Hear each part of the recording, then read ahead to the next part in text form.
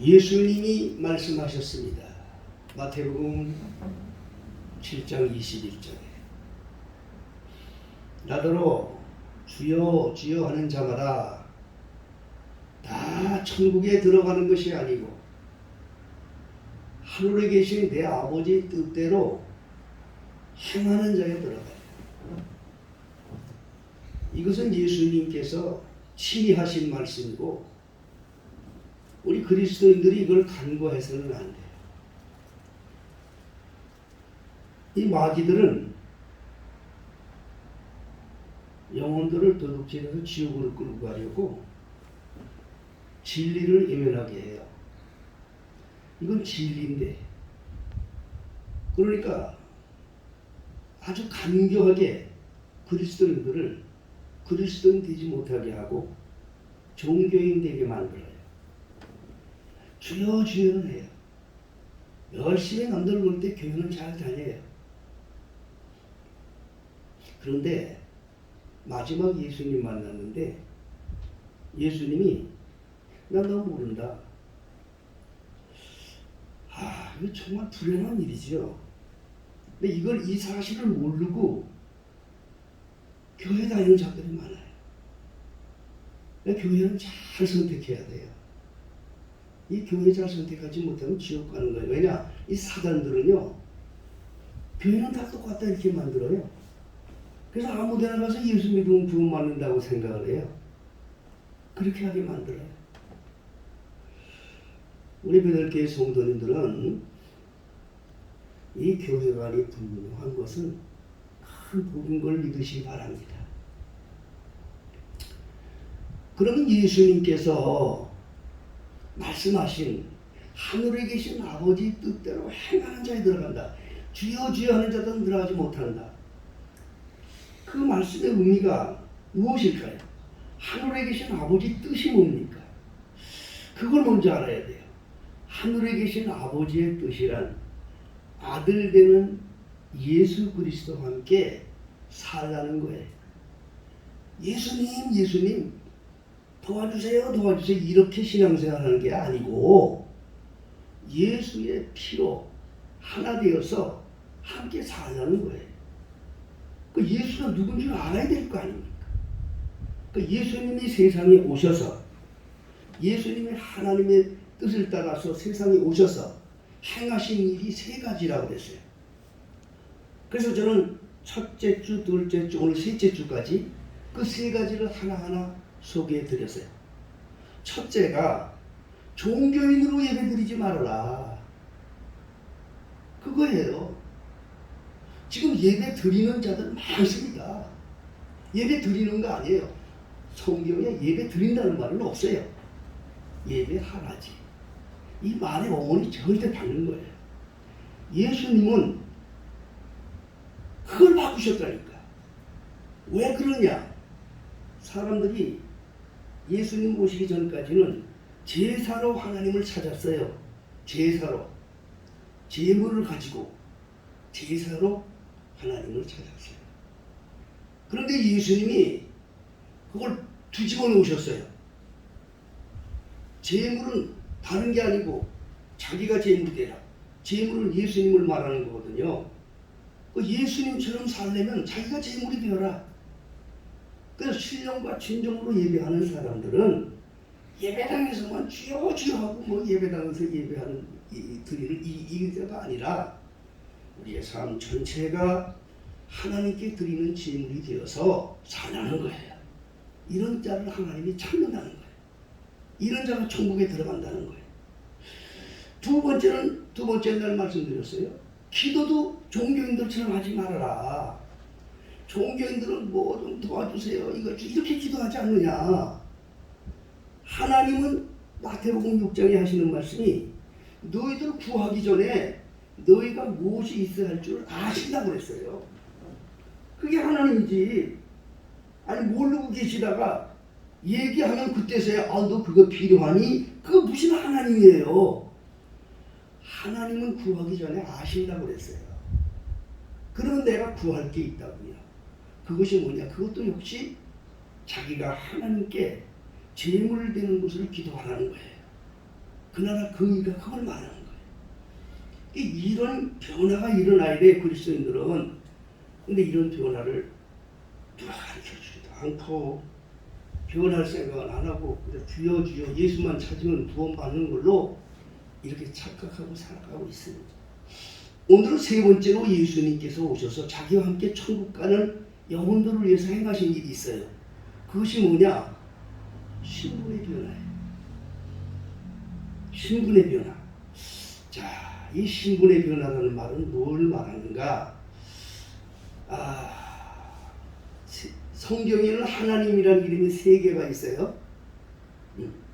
하나님의 이름이, 하나님을 부를 때 그냥 하나님 부르는 사람들이 있어요.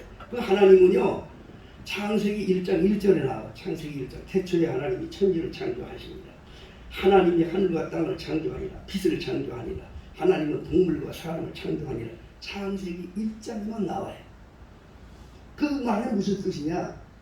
그 하나님이라는 이름은 천지 만물이 다 부르는 이름이에요. 하나님은 마귀도 하나님이라고 부르고요, 사단도 하나님이라고 불러요. 욥기서 1장에 사단이 하나님 앞에 그랬다고요. 욥 앞에 하나님께서 욥을 도와줘서 그러지 않습니까? 하나님을 불렀어요. 이 하나님은 천지 만물이 사람의 귀에는 안 들려도 다 하나님이라고 부르는 거예요. 하나님이 창조주거든. 그런데 창세기 2장 2절에 다른 이름이 나타나요. 그게 뭐냐? 사람을 창조하고 에덴을 창조하기 위해서 여호와 하나님께서 라고 하는 여호와 이름이 등장하셔요. 그 여호와 하나님은 누구냐? 자기 택한 백성들이 부르는 이름이에요. 택한 백성들이 누구냐? 이스라엘이었어요. 그 여호와 이름을 최초로 부른 사람들은 누구냐? 최초로 부른 사람이 아담에게 하나님께서 2 아들을 주셨는데 큰 아들이 작은 아들을 죽였어요. 그게 아벨이에요. 그 아벨 대신 다른 씨를 줬어요. 하나님께서 참 신의에 빠져있는 아담아가에게. 그 이름이 셋이라고 하는 사람. 근데 그 셋의 자손을 통해서 비로소 여호와 이름을 불렀더라. 그렇게 성경은 나와 있어요.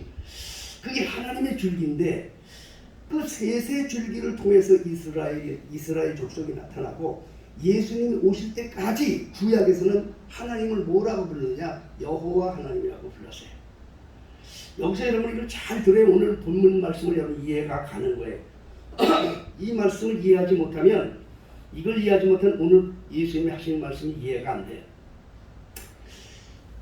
예수님이 오실 때까지 여호와 하나님을 불렀단 말이에요. 근데 예수님이 오셔서 이름을 바꿔줬어요. 하나님을 아버지라고 불러라 그랬단 말이에요. 지금까지 하나님에 대해서 아버지라고 부른 사람이 없어요. 근데 예수님은 그렇게 불렀어요. 그것 때문에 예수님이 돌아가신 거예요. 그것 때문에 유태인들이 예수님을 시기해서 죽인 거예요. 하나님 아들이라는 말은 하나님하고 동등된다는 소리 아니냐? 그래서 죽인 거예요. 근데 실직거든요. 그분이 하나님을 아버지로 불러라 그렇게 말씀하신 거예요.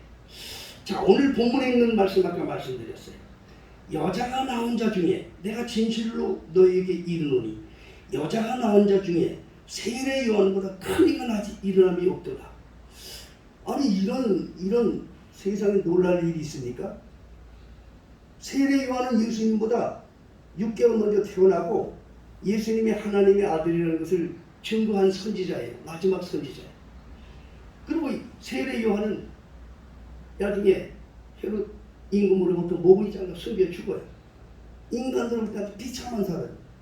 그런데 여자가 낳은 자 중에 세례 요한보다 큰 자가 나지 못했다. 그 이전에 아브라함도 이삭도 야곱도 솔로몬도 다윗도 여호수아 모세 위대한 사람들이 많이 있는데 세례 요한보다 크지 못하다는 거. 이게 무슨 말이냐고요? 응? 근데 예수님이 뒤에서 하신 말씀이 또 참 놀랍죠? 그러나 천국에서는 아주 지극히 작은 자도 저보다 크도다. 그렇게 말씀을 주신 거예요. 자, 이건 뭐를 말하는 걸까요? 과연 이건 무슨 뜻으로 말씀하시는 걸까요? 그것은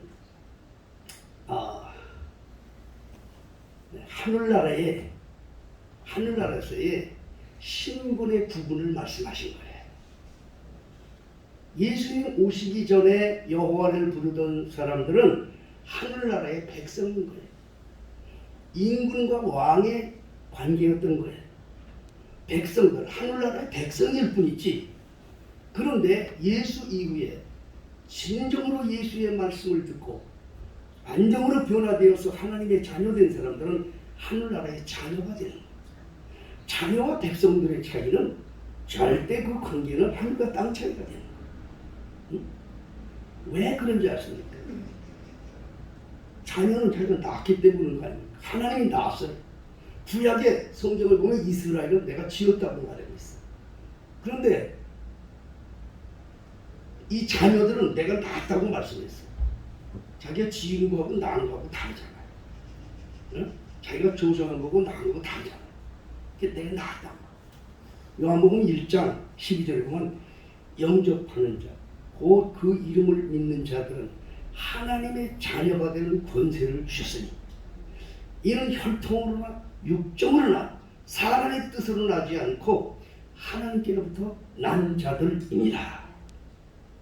하나님은 났단 말이에요. 그래서 우리는 아버지라고 부르는 거예요. 하나님은 아버지가 되는 거예요. 천국에서의 격차가 달라요. 아들은, 첫째 아들은요, 자녀는요, 아버지와 함께 집에 거할 수가 있어요. 왕궁에 거할 수가 있어요. 하늘나라가 있고 하나님이 거하시는 왕궁이 있어요. 그것은 그 비밀은 요한복음 3장 13절에 예수님이 친히 말씀하셨어요. 하늘에서 내려온 인자 외에는 하늘에 올라간 자가 없다고 말씀했어요. 나는 어떤 목사님들에게 질문을 해봤어. 이게 무슨 말씀인지. 하늘에서 내려온 인자 외에는 하늘에 올라간 자가 없다고 그랬는데 예수님이 무슨 말씀하시는 거냐. 나는 이거 제대로 대답하는 목사님을 많이 보지 못했어.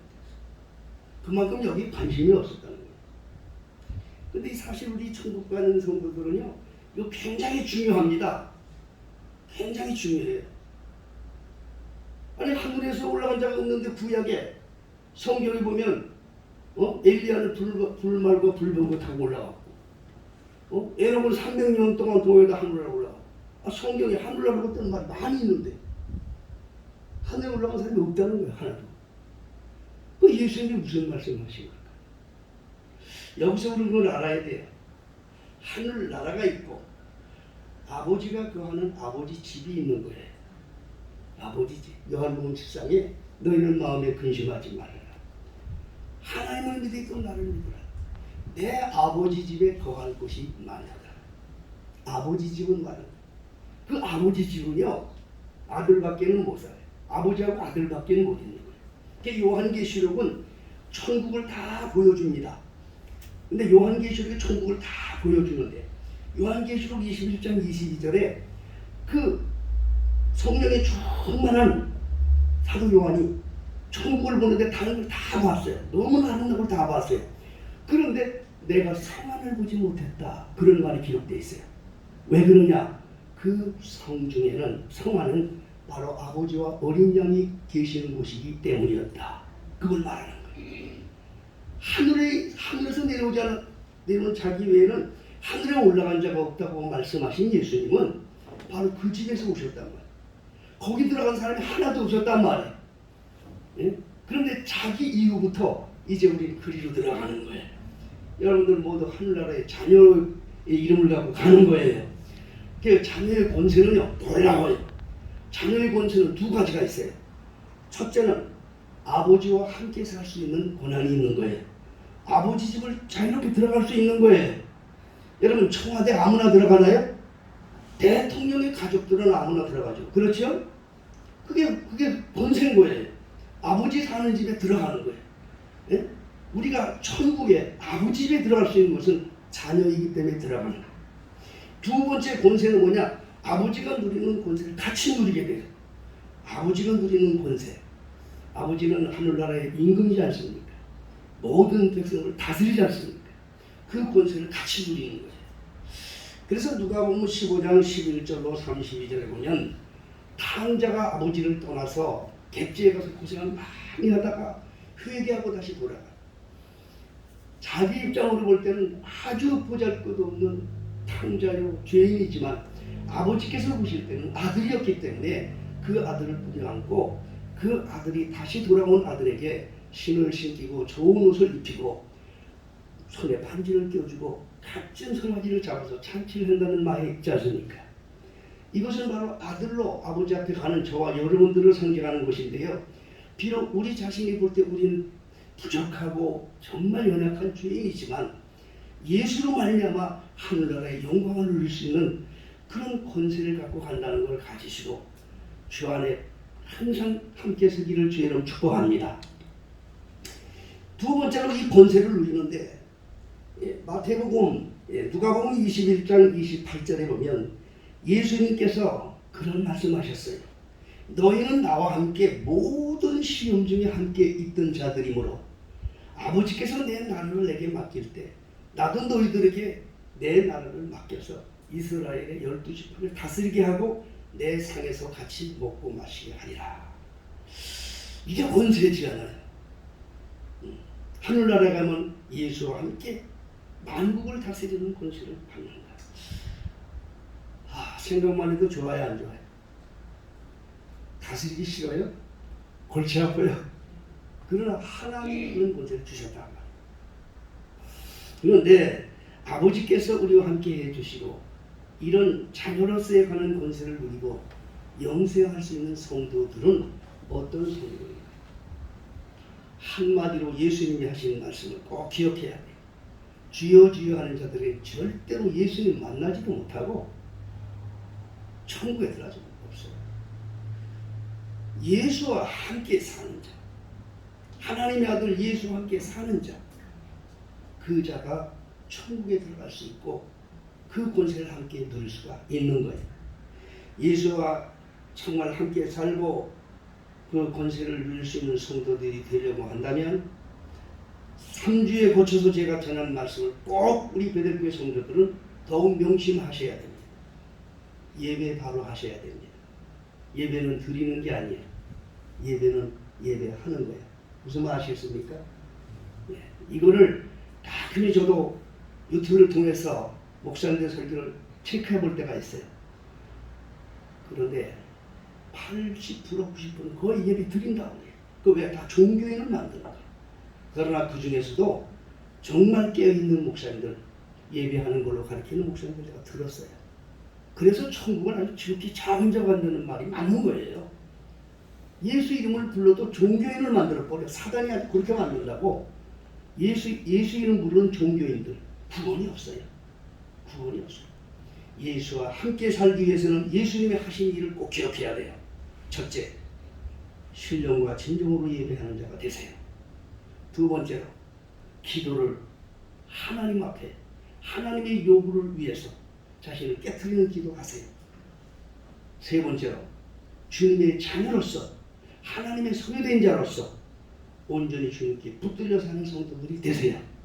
이런 성도들은 주님과 함께 천국에 이르는 복된 종들이 되는 것입니다. 기도하겠습니다.